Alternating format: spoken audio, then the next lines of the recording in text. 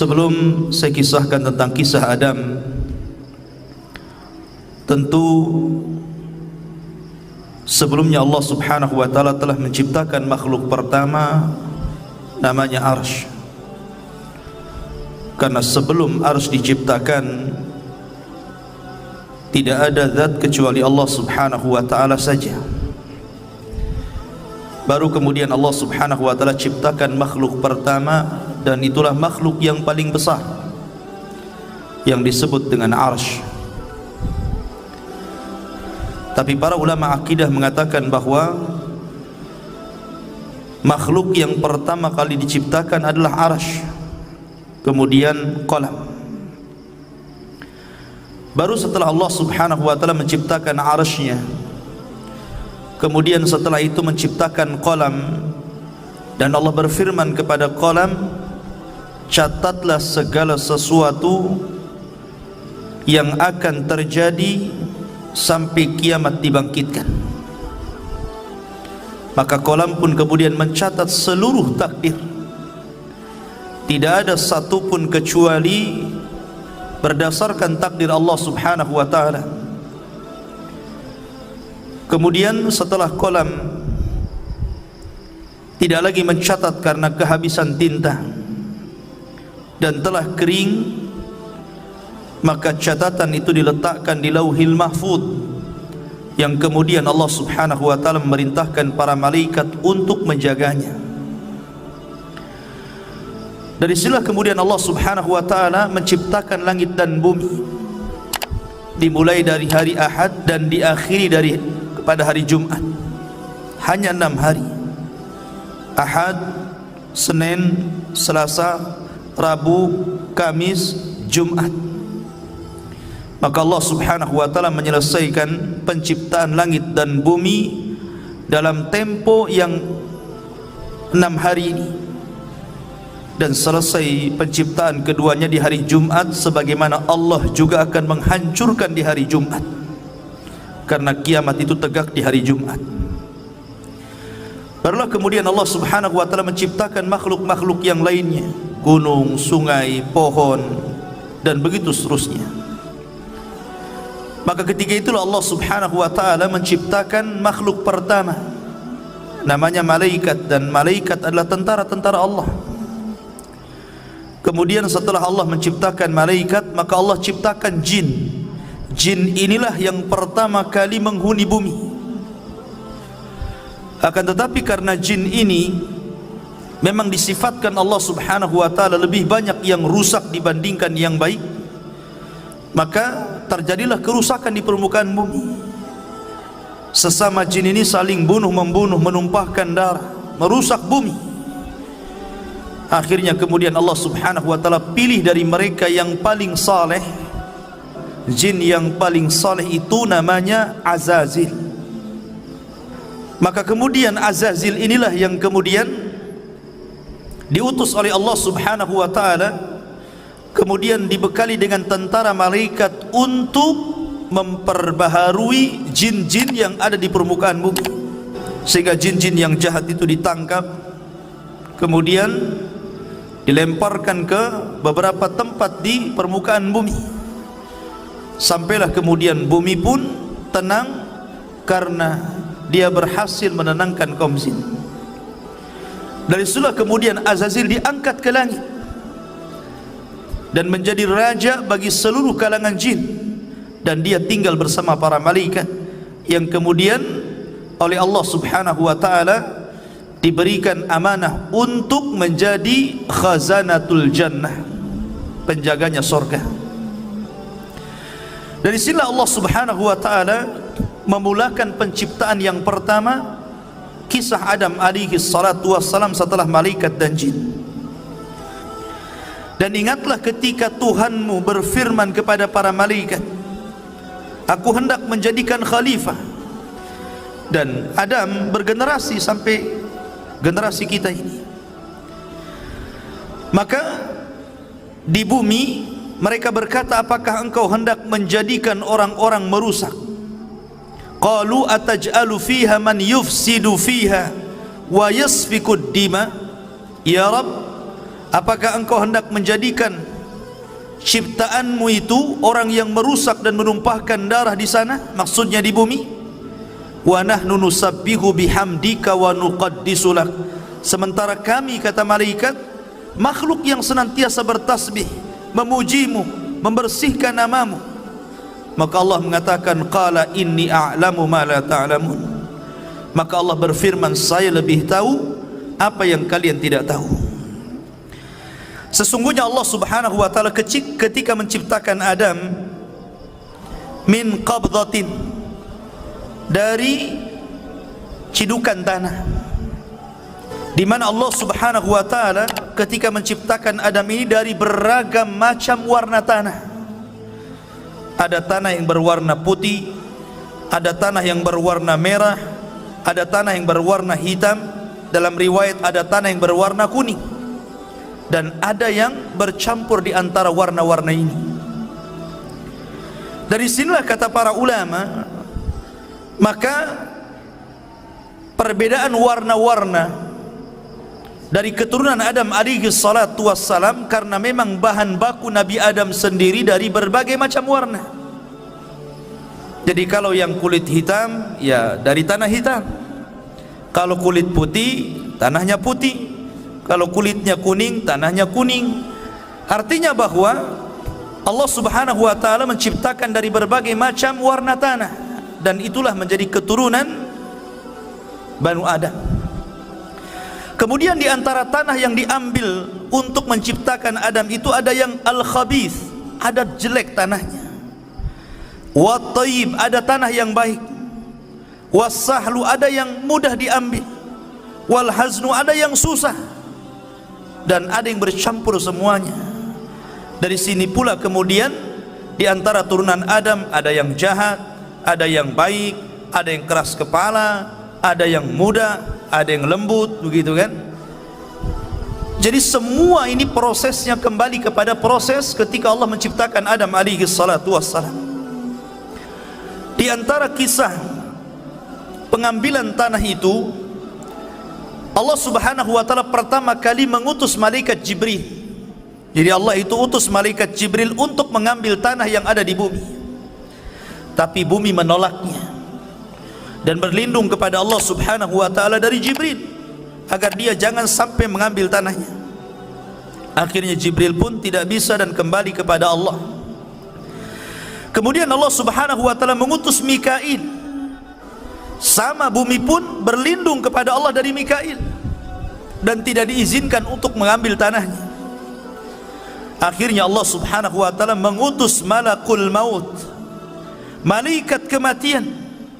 Ketika kemudian bumi berlindung kepada Allah subhanahu wa ta'ala, maka malaikat maut pun mengatakan, wa ana a'udzu billahi an arji, sebagaimana engkau berlindung kepada Allah agar aku tidak mengambil tanahmu, maka aku pun berlindung kepada Allah, aku tidak akan kembali kepada Allah sampai ku ambil tanahmu.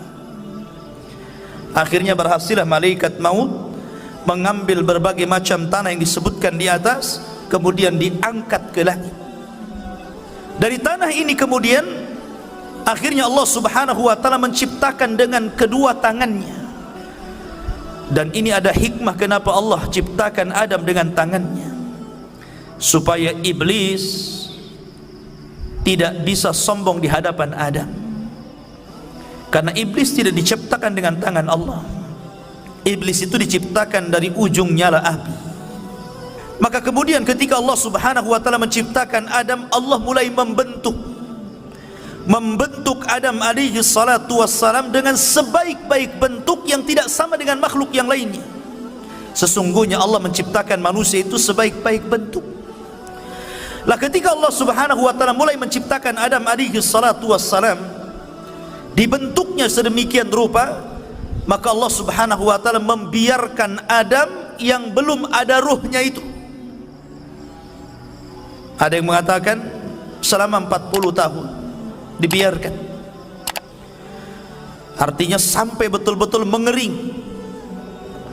Lah dari sinilah kemudian ketika malaikat melihat Allah subhanahu wa ta'ala menciptakan makhluk yang gharib bagi mereka, aneh bagi mereka, Disinilah malaikat datang menghadap Allah dan mengatakan, ataj'alu fiha man yufsidu fiha wa yasfikud dima wa nahnu nusabbihu bihamdika wa nuqaddisulah.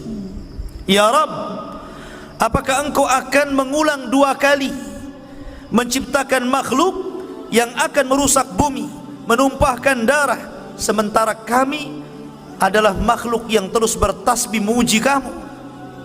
Kenapa malaikat ngomong seperti ini? Karena malaikat punya pengalaman dengan bangsa jin. Sebelum Adam diciptakan, Allah menciptakan jin, dan jin itulah yang merusak bumi, yang menumpahkan darah sesama mereka, sehingga malaikat kemudian mentertibkan mereka. Karena malaikat punya pengalaman dengan jin, makanya dia kemudian datang menghadap Allah dan bertanya, ya Rabb, apakah engkau akan menciptakan makhluk lagi yang akan merusak dan menumpahkan darah? Makanya Allah Subhanahu wa taala mengatakan, inni a'lamu ma la ta'lamun. Lah saya ini yang menciptakan lebih tahu dibandingkan engkau. Barulah kemudian malaikat paham, dari turunan Adam ini ada yang menjadi para nabi dan rasul, terkadang tingkatan mereka di atas para malaikat. Keluarlah para syuhada, keluarlah orang-orang saleh, keluarlah para siddiqun. Itulah kata-kata saya lebih paham dari apa yang kalian tidak tahu. Sementara iblis beda pula dia. Ketika Allah Subhanahu wa taala menciptakan Adam, baru berbentuk patung yang mengeras tadi, belum lagi ada ruh. Iblis ini bolak-balik, kemudian memegang-megang Adam, kadang masuk dari lubang telinga, keluar dari lubang hidung, masuk dari lubang hidung, keluar daripada lubang dubur. Begitulah dia masuk keluar. Kemudian dia mengatakan di hadapan malaikat, la in sullitu la uhlikanna. Kalau seandainya makhluk ini diserahkan kepadaku, ku hancurkan dia. Sampailah kepada waktu yang ditentukan, waktu yang menegangkan, ketika Allah hendak meniupkan ruh kepada Adam. Maka Allah Subhanahu wa taala memerintahkan para malaikatnya agar berkumpul. Bagaimana Allah Subhanahu wa taala akan membuat peristiwa baru tentang munculnya makhluk baru yang namanya Adam alaihi salatu wassalam. Mulailah kemudian Allah Subhanahu wa taala meniupkan ruh kepada Adam alaihi salatu wassalam. Baru saja ruh itu kemudian sampai di tenggorokan, maka Adam alaihi salatu wassalam tiba-tiba bersin. Maka malaikat mengatakan, qul alhamdulillah. Maka kemudian Adam pun diperintahkan mengucap alhamdulillah. Maka ketika Allah mendengar Adam memuji Allah, maka Allah pun berfirman, yarhamuka rabbuk, Rabbmu telah merahmatimu. Ma'asyiral muslimin yang dirahmati Allah Subhanahu wa taala. Kemudian ketika ruh terus masuk ke dalam jasad Adam alaihi salatu wassalam, dan mata pun sudah mulai melihat, rupanya Adam alaihi salatu wassalam berada di sorga. Maka ketika Adam, subhanallah, ruhnya sempurna, dari setelah kemudian Adam langsung memakan buah sorga, dan seluruh buah sorga dihalalkan untuk dimakan kecuali satu, nanti kisahnya. Maka ketika Adam alaihi salatu wassalam sempurna menjadi manusia, birruhi wal jasad, ada ruh ada jasadnya, disitulah Allah Subhanahu wa ta'ala memerintahkan malaikat untuk sujud kepada Adam. Maka Allah Subhanahu wa ta'ala menggambarkan bagaimana malaikat ini tunduk patuh akan perintah Allah dan menghormat kepada Adam. Allah mengatakan, fasajadal malaikatu kulluhum ajma'un. Seluruh malaikat, bayangkan, tidak ada satupun malaikat yang luput. Seluruh malaikat sujud kepada Adam. Rupanya dari seluruh malaikat ini ada satu makhluk, dia berdiri saja, dia tidak mau sujud, bahkan dia cenderung sombong. Kemudian makhluk ini ditanya oleh Allah Subhanahu wa ta'ala, lima, kenapa engkau tidak sujud lima khalaqtu biyadai, terhadap makhluk yang aku ciptakan dengan kedua tanganku. Maka mulailah kemudian makhluk ini dia mengatakan, ya Rabb, saya kan lebih baik daripada dia. Aku diciptakan dari api sementara dia dari tanah. Dari situlah kemudian Allah Subhanahu wa taala marah kepada iblis. Subhanallah, inilah maksiat pertama yang ada di langit yang dilakukan oleh iblis kepada Allah Subhanahu wa taala, menolak perintah Allah Subhanahu wa taala. Maka dari sinilah kemudian Allah melaknat iblis, melaknat selaknat-laknatnya, marah semurka-murkanya. Hai iblis, keluar kau dari sorga, engkau kukutuk. Akhirnya kemudian iblis pun dikeluarkan dari sorga dan diusir ke dunia, dikembalikan kepada asal penciptaannya, jin. Karena jin itu memang tabiatnya jahat, maka Allah kembalikan iblis ke asal penciptaannya, jin. Iblis itu bagian daripada jin yang melakukan kefasikan kepada perintah Rabbnya. Kemudian setelah kemudian iblis diusir, maka Adam pun berjalan di sorga sendirian. Dan itulah kemudian ketika Adam alaihi salatu wassalam tidak nyaman hidup sendirian, kemudian dia pun tertidur.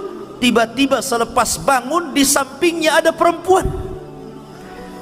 Dialah Hawa, diciptakan dari tulang rusuk yang paling bengkok, dari tulang rusuk Adam alaihi salatu wassalam. Maka Allah Subhanahu wa ta'ala ketika telah menciptakan Hawa, maka Allah pasangkan Hawa dengan Adam. Ketika itu Allah berfirman, uskun anta wa zaujukal jannah, masuklah wahai Adam, ajak istrimu ke dalam sorga, hiduplah di situ, makanlah sesukamu, tetapi wala taqraba hadhihi syajara, yang penting kau jangan dekat-dekat pohon ini saja. Tapi Adam lupa, Adam lupa dengan perintah Allah agar jangan makan pohon itu. Akhirnya kemudian Adam pun memakan pohon itu. Salah satu sebabnya Allah lupakan Adam akan perintah jangan mendekati pohon. Akhirnya dia pun mendekati pohon karena ada sebab lain, di mana iblis berhasil masuk ke dalam sorga. Dalam riwayat Israiliyat, iblis ini dia menunggang masuk ke dalam jalan darah ular. Iblis kan sudah diusir dari sorga, dia tidak bisa mungkin masuk ke dalam sorga. Tetapi iblis ini berhasil masuk sorga lewat masuk ke dalam tubuh ular itu. Apakah Allah tidak tahu? Allah tahu, nggak mungkin Allah nggak tahu. Tapi kenapa Allah biarkan iblis masuk ke dalam sorga? Sekali lagi karena ada hikmah di sini. Ada hikmah yang Allah Subhanahu wa ta'ala kehendaki. Maka iblis pun berhasil masuk ke dalam sorga. Maka kemudian dia pun menjelma sebagai manusia, karena memang iblis itu bisa tasyakul, jin itu bisa berbentuk siapapun sesuai kehendaknya. Dia bisa berbentuk manusia, sama dengan malaikat bisa tasyakul. Maka kemudian dia datang kepada Adam seolah-olah penasehat, seolah-olah orang baik, dan mengatakan, wahai Adam, kenapa Allah Subhanahu wa ta'ala melarang tidak boleh mendekati pohon ini kecuali karena ada dua perkara. Antakuna malakaini au takuna minal khalidin. Boleh jadi kalau engkau memakan buah larangan ini, kalian berdua akan Allah jadikan malaikat, atau Allah akan kekalkan di sorga. Allah tidak mau engkau kekal di sini. Akhirnya mulai goyang Adam.